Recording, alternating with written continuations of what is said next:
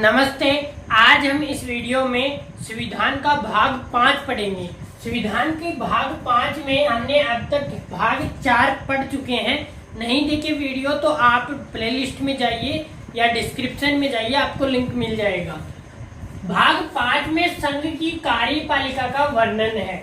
संघ की कार्यपालिका में कौन कौन आते हैं? राष्ट्रपति, उपराष्ट्रपति, प्रधानमंत्री, महान्यायवादी और मंत्री परिषद। ये सारे क्या क्या होते हैं एक एक को हम पूरी डिटेल में पढ़ेंगे। संघ जो भाग 5 है ये अनुच्छेद 52 से लेके 78 तक में इसका वर्णन किया गया है। ठीक है, 52 से 78 तक में इसका वर्णन किया गया है। आज हम पढ़ेंगे वो है राष्ट्रपति, प्रेसिडेंट ऑफ इंडिया। भारत के राष्ट्रपति कौन है? पहले जो राष्ट्रपति थे वो थे डॉक्टर राजेंद्र प्रसाद, और पहली जो महिला राष्ट्रपति थी वो थी श्रीमती प्रतिभा पाटिल, और वर्तमान जो राष्ट्रपति हैं वो है श्रीमान रामनाथ कोविंद। तो अभी हम पढ़ते हैं कि राष्ट्रपति क्या है। तो राष्ट्रपति का जो वर्णन है वो संविधान के अनुच्छेद 52 से लेके 62 के बीच में किया गया है। तो सबसे पहले 52 अनुच्छेद 52 में कहा गया है कि भारत का एक राष्ट्रपति होगा। सिर्फ 3 वर्ड बोले गए हैं संविधान अनुच्छेद 52 के अंदर कि भारत का एक क्या होगा? राष्ट्रपति होगा। ठीक है, इसके अलावा हम एक्स्ट्रा जानकारी देखते हैं कि भारत राष्ट्रपति क्या होता है? तीनों सेनाओं का क्या होता है? प्रमुख होता है। तीनों सेनाओं का क्या होता है? प्रमुख होता है। दूसरा, राष्ट्रपति जो होता है वो देश की अखंडता, संप्रभुता को बनाए रखने का कार्य करता है। दूसरा, अब अनुच्छेद 53 कहता है कि जो कार्यपालिका की जो शक्ति है, देश की संघ की जो शक्ति है वो कार्यपालिका में निहित होगी। मतलब भारत के संविधान में जो फुल पावर है वो किसको दी गई है? संसद को दी गई है। कार्यपालिका को ही तो क्या कहते हैं? संसद। संसद के अंदर कौन कौन आते हैं? राष्ट्रपति, प्रधानमंत्री, उपराष्ट्रपति, मंत्री परिषद। तो संसद में क्या होगी? निहित होगी भारत के संघ की जो शक्तियां हैं। अनुच्छेद 54 कहता है कि राष्ट्रपति का निर्वाचन कैसे होगा। आखिर राष्ट्रपति का चुनाव कैसे होगा, ये कैसे डिफाइन होगा? तो राष्ट्रपति के निर्वाचन के अंदर लोकसभा, ठीक है, और राज्यसभा, लोकसभा, राज्यसभा, इनके जो निर्वाचित सदस्य हैं, सबसे पहले हम समझते हैं निर्वाचित और मनोनीत। 2 सदस्य होते हैं, मनोनीत और निर्वाचित। तो निर्वाचित सदस्य वो होते हैं जिन्हें जनता चुनकर भेजती है, और मनोनीत सदस्य वो होते हैं जिन्हें जो राष्ट्रपति उन्हें मनोनीत करता है। ठीक है, तो पहले लोकसभा के अंदर 2 मनोनीत सदस्य हुआ करते थे, एंग्लो इंडियन जिन्हें कहा गया था, वो अभी फिलहाल हटा दिया गया है। और राज्यसभा के अंदर 12 लोग मनोनीत होते हैं। ठीक है, इसमें 545 सदस्य होते हैं और इसमें 245 में से 12 सदस्य जो हैं वो आपके मनोनीत होते हैं। मतलब इसमें 233 सदस्य जो हैं वो आपके बच जाते हैं। उसके बाद यूनियन टेरिटरी, जैसे कि दिल्ली में विधानसभा है और पौंडीचेरी में विधानसभा है, तो वहां के सदस्य प्लस राज्य के जितने भी राज्य हैं उनके विधानसभा के जो विधायक हैं जो चुनकर गए हैं, ये सारे लोग मिलकर किसका चुनाव करते हैं? राष्ट्रपति का चुनाव करते हैं। कौन कौन करते हैं? लोकसभा के सदस्य, राज्यसभा के सदस्य, यूनियन टेरिटरी के सदस्य और राज्य विधानसभाओं के सदस्य जो निर्वाचित है। इनमें सब में जो निर्वाचित है वही राष्ट्रपति चुनाव के अंदर वोटिंग करते हैं। अभी हम देखते हैं, अभी हमने देखा अनुच्छेद 54 के अंदर की राष्ट्रपति का जो चुनाव होता है वो कैसे होता है। हमने देखा कि वहां पे विधायक क्या होते हैं? वोट डालते हैं, और एमपी, मेंबर ऑफ पार्लियामेंट, ठीक है, और मेंबर ऑफ लेजिस्लेटिव असेंबली के जो मेंबर होते हैं वो सारे क्या करते हैं? वोट डालते हैं। लेकिन अब पता कैसे चले कि किस विधायक के कितने वोट है, किस हिसाब से काउंट होंगे? तो उस हिसाब से काउंट होंगे। सबसे पहले तो जो राष्ट्रपति का चुनाव होता है वो क्या होता है? अप्रत्यक्ष होता है। ये प्रत्यक्ष जनता प्रत्यक्ष रूप से नहीं करती है।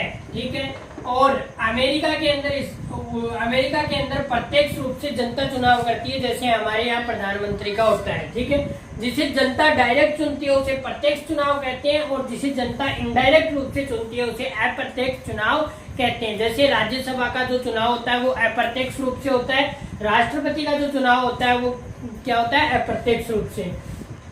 तो अप्रत्यक्ष रूप से यहाँ पे चुनाव होता है। तो कैसे पता चले कि किसकी कितने सीटें हैं? तो एमएलए जो होता है, मेंबर ऑफ लेजिस्लेटिव असेंबली, जिसे हम विधायक कहते हैं, विधायक के जो वोट है कैसे काउंट किए जाते हैं? वो काउंट किए जाते हैं जो जिस राज्य में चुनाव है, ठीक है, जिस राज्य का वो विधायक है वहां की कुल जनसंख्या कितनी है बटा उस राज्य में टोटल एमएलए कितने हैं, उस राज्य में टोटल एमएलए कितने हैं, ठीक है, गुणा 1/1000, ठीक है। इस हिसाब से जैसे यहाँ पे हम उदाहरण ले लें दिल्ली का, दिल्ली में कितनी जनसंख्या है, 2 करोड़ बटा कुल जनसंख्या, वहां पे 70 एमएलए गुणा 1000। अब यहाँ पे जितना आंसर आएगा वो आंसर आपका एक एमएलए का क्या हो जाएगा, वोट हो जाएगा, ठीक है। इतने वोट एक एमएलए के काउंट किए जाएंगे।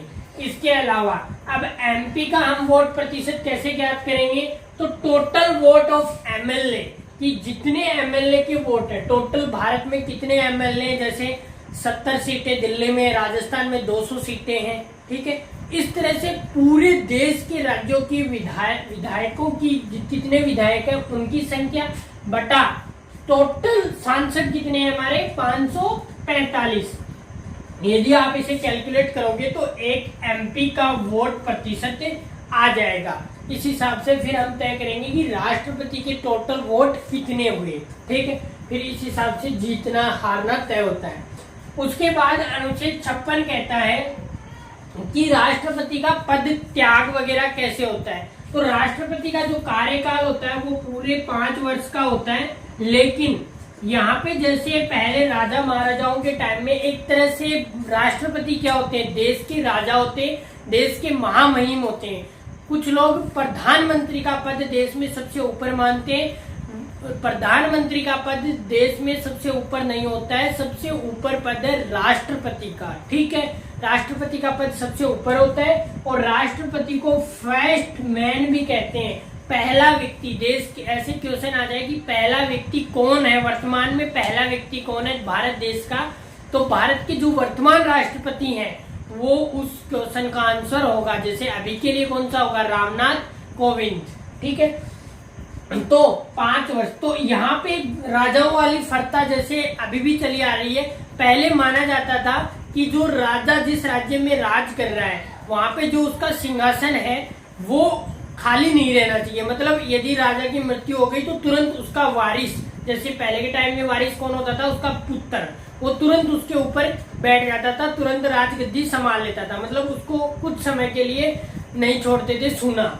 तो यही परंपरा राष्ट्रपति में भी दोहराई जाती है कि राष्ट्रपति का यदि कार्यकाल 5 वर्ष का भी पूरा हो गया और बाद में चुनाव नहीं हुए, ठीक है, जैसे मान लो अभी कोरोना की कोविड-19 की सिचुएशन है, ऐसी सिचुएशन में यदि राष्ट्रपति का चुनाव आता है, मान लो नहीं हो पाए, तो भी राष्ट्रपति अपने पद पर बना रहेगा जब तक कि नया राष्ट्रपति उस पद के लिए निर्वाचित ना हो जाए, मतलब चुनाव होके जीत ना जाए, ठीक। अनुच्छेद 57 के अंदर कहा गया है कि पुनर्निर्वाचन कौन कौन हो सकता है राष्ट्रपति पद के लिए। तो कोई भी मतलब जो पहले राष्ट्रपति रहे थे वो भी निर्वाचन हो सकते हैं दोबारा, और जो वर्तमान राष्ट्रपति हैं वह भी दोबारा चुनाव लड़ सकते हैं राष्ट्रपति का। लेकिन जो राष्ट्रपति के चुनाव के लिए जो शर्तें वो उन्हें फुलफिल करनी होंगी, ठीक है। इसमें क्या क्या शर्तें हैं वो है अनुच्छेद 58 में। अनुच्छेद मतलब पुनर्निर्वाचन के लिए आप क्या कर सकते हो, पहले ही आप मान लो 10 साल पहले आप राष्ट्रपति थे देश के, अब दोबारा लड़ना, जैसे उदाहरण के लिए मान लो कि प्रतिभा पाटिल अभी जो है हमारी पहली महिला राष्ट्रपति थी, तो अब वो चाहे कि मैं दोबारा चुनाव लड़के राष्ट्रपति बनना चाहूँ तो वो बन सकती है, और यदि रामनाथ कोविंद चाहें कि मैं दोबारा चुनाव लड़ना चाहता हूँ तो वो लड़ सकते हैं। अब लेकिन इनकी राष्ट्रपति के लिए जो शर्तें हैं वो कंप्लीट होनी चाहिए।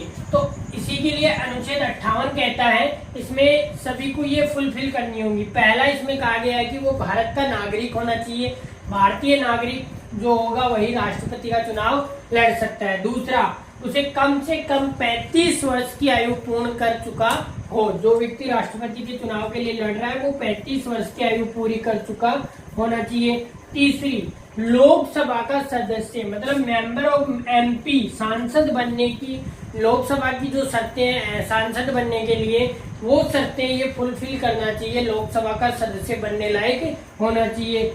कि चौथा पॉइंट है कि वो किसी भी प्रकार का कोई लाभ का पद धारण नहीं करता हो, मतलब कि कोई गवर्नमेंट नौकरी नहीं होनी चाहिए।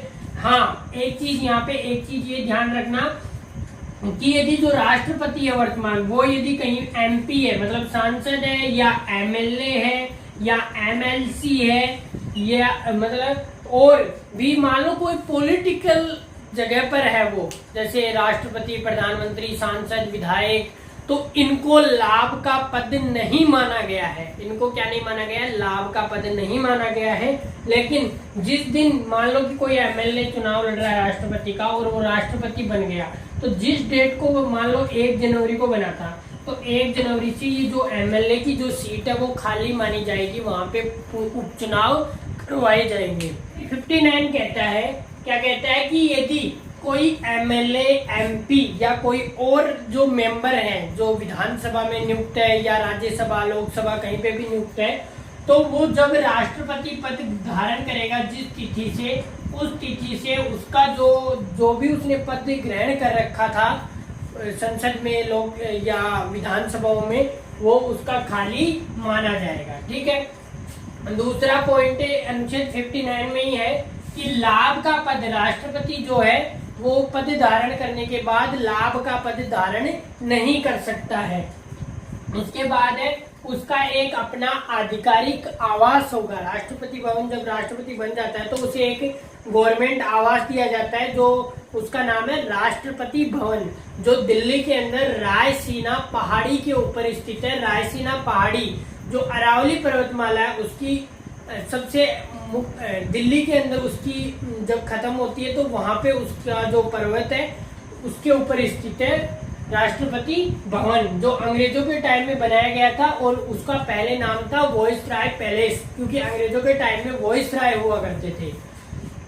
उसके बाद है कि उसकी उपलब्धि और भत्ते, जैसे उसकी टेलीफोन सेवा है या उसकी सैलरी है, ये सारी चीजें क्या होती हैं उसको नहीं मिलेगी, मतलब उसकी जो पद है उस समय उसकी कम नहीं की जा सकती, उसकी तनख्वाह, भत्ते वगैरह उसके कम नहीं किए जा सकते। और जो राष्ट्रपति को सैलरी मिलती है वो मिलती है 5.04 लाख प्रति माह है, मतलब करीब करीब 5 लाख रुपए प्रति महीने के हिसाब से राष्ट्रपति को क्या मिलती है?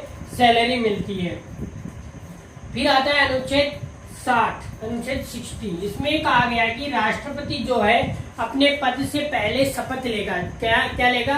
कि मैं जो भी होगा अपना नाम बोलेगा, श्रद्धापूर्वक ये शपथ कर लेता हूं कि मैं अपने संविधान का पालन करूंगा और देश की संप्रभुता और अखंडता को बनाए रखूंगा और इसे अक्षुण्ण रखूंगा।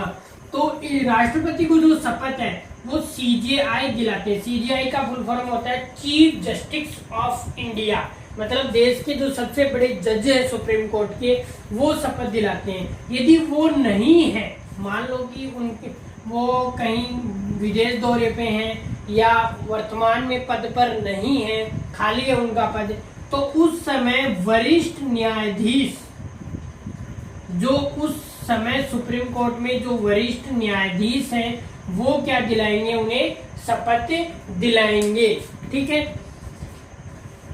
अब देखते हैं हम अनुच्छेद 61। अनुच्छेद 61 में कहा गया है महाभियोग प्रस्ताव। राष्ट्रपति को अपने पद से पहले, वैसे तो राष्ट्रपति का कार्यकाल 5 साल का होता है, लेकिन 5 साल से पहले यदि राष्ट्रपति को हटाना हो तो इस प्रक्रिया को कहते हैं महाभियोग प्रस्ताव। महाभियोग प्रस्ताव की कुछ कंडीशन से कैसे कैसे हटाया जाता है वो सारी चीजें हम इसमें देखते हैं। सदन का मतलब हो गया कि जैसे कोई भी सदन है, जैसे लोकसभा या राज्यसभा, किसी भी सदन में यदि इसको आप चालू कर रहे हो, ठीक है, तो उसका 1/4 सदस्य उस पे हस्ताक्षर किए हुए होने चाहिए, और यदि हस्ताक्षर कर देते हैं तो महाभियोग की प्रक्रिया शुरू करने से 14 दिन पहले राष्ट्रपति को क्या देना होगा, एक नोटिस देना होगा। दूसरा, यदि आपने वहां पे ये प्रक्रिया पूरी कर ली, उसके बाद 2/3 बहुमत से, मतलब करीब करीब 75% वोटिंग से उसे लोकसभा से, मतलब लोकसभा से भी 75% वोटिंग से और राज्यसभा से भी 75% वोटिंग से उसे क्या करना होगा, पास करना होगा। दूसरा, मतलब एक यदि उसकी लोकसभा से मान लो पास कर देते हैं तो फिर राज्यसभा डायरेक्ट उसे पास नहीं करेगा। पहले जो आरोप है, कुछ तो आरोप होंगे ना महाभियोग में, महाभियोग लाया जाता है तो किसी आरोप है तभी तो लाया जाता है, ऐसे तो किसी पे लाया नहीं जाएगा। तो उसकी आरोपों की क्या करेगा, जांच करेगा। संविधान में लिखा हुआ है कि राष्ट्रपति यदि संविधान की उल्लंघन करता है तो महाभियोग लाया जा सकता है, लेकिन संविधान में ये इस बात की चर्चा नहीं है कि आखिर संविधान का उल्लंघन क्या होता है। ठीक है, तो इस चीज की वो क्या करेगा, जांच करेगा। उसके बाद जांच करके यदि प्रस्ताव दोनों लोकसभा और राज्यसभा से पास हो जाता है तो प्रस्ताव पास होने की तिथि से राष्ट्रपति को अपने पद से हटना होगा। अब देखते हैं कि राष्ट्रपति के पद में जो वोटिंग है वो कैसे होती है। तो राष्ट्रपति की जो महाभियोग प्रस्ताव है, इसके अंदर जो वोटिंग है वो लोकसभा और राज्यसभा के जो निर्वाचित और मनोनीत जो सदस्य हैं वो टोटल सदस्य इसके अंदर क्या करते हैं, वोटिंग करते हैं। दूसरा है कि जो चुनावों के अंदर भाग लिए थे एमएलए, विधानसभा के विधायक और यूनियन टेरिटरी, तो वो इसके अंदर क्या नहीं करते हैं, वोटिंग नहीं करते हैं। सिर्फ लोकसभा और राज्यसभा के जो सदस्य हैं, चाहे वो मनोनीत हो या निर्वाचित हो, वही इसके अंदर क्या करते हैं, वोटिंग करते हैं। हालांकि अभी तक हमारे देश में राष्ट्रपति पर, अभी तक किसी भी राष्ट्रपति पर महाभियोग का प्रस्ताव नहीं लाया गया है। ठीक है, अनुच्छेद 62 अभी हम पढ़ते हैं। अनुच्छेद 62 के अंदर कहा गया है कि राष्ट्रपति का पद खाली रहता है तो क्या होगा। तो इसके अंदर राष्ट्रपति का पद बहुत कारणों से खाली रह सकता है, जैसे कि यदि महाभियोग प्रस्ताव के द्वारा उन्हें हटाया गया हो। दूसरा, यदि पद पे रहते राष्ट्रपति की मृत्यु हो गई हो, और ये कारण रह सकते हैं, या समय पे चुनाव नहीं हुए हो। लेकिन समय पे चुनाव नहीं होना तो राष्ट्रपति अपने पद पर बना ही रहता है। तो राष्ट्रपति अपने पद पर खाली हो तो क्या होता है, तो जो उपराष्ट्रपति है वो राष्ट्रपति पर कार्यवाहक राष्ट्रपति के रूप में कार्य करते हैं। मतलब जितने दिन दूसरा राष्ट्रपति जो बन के आएगा वो जब तक नहीं आता तब तक उपराष्ट्रपति कार्य करते हैं। या जैसे राष्ट्रपति के और क्या हो सकते हैं, यदि वो बीमार है, किसी हॉस्पिटल में भर्ती है, एडमिट है, काम नहीं कर सकते, काम करने में कठिनाई आ रही है, तब भी पद रिक्त है, तो उसके वहां पे उपराष्ट्रपति क्या करते हैं, कार्यवाहक राष्ट्रपति के रूप में कार्य करते हैं। मान लो कि उपराष्ट्रपति का पद भी क्या है, खाली है, तो CJI chief justice of India जो है वो क्या करते हैं, राष्ट्रपति पद पर कार्यवाहक राष्ट्रपति के रूप में कार्य करते हैं। मान लो कि CJI का पद भी क्या है, खाली है, तो फिर वरिष्ठ न्यायाधीश, सुप्रीम कोर्ट के वरिष्ठ न्यायाधीश क्या करते हैं, कार्यवाहक राष्ट्रपति के रूप में कार्यवाहक राष्ट्रपति के रूप में कार्य करते हैं। तो मतलब यहाँ पे यदि उपराष्ट्रपति नहीं है, CJI नहीं है, तो वरिष्ठ न्यायाधीश तो मिलेंगे ही मिलेंगे। तो मतलब कहने का मतलब कि हमारे संविधान में ये स्पष्ट है कि राष्ट्रपति का जो पद है वो किसी भी हाल में खाली नहीं रहना चाहिए। ठीक है, तो ये था हमारे राष्ट्रपति से रिलेटेड जो भी अनुच्छेद थे 52 से 62 तक। अभी हम पढ़ेंगे उपराष्ट्रपति नेक्स्ट वीडियो के अंदर। आप इस वीडियो को ज्यादा से ज्यादा शेयर कीजिए, और यदि आपके कोई डाउट है तो कमेंट बॉक्स में पूछिए। मिलते हैं हम नेक्स्ट वीडियो के अंदर। जय हिंद।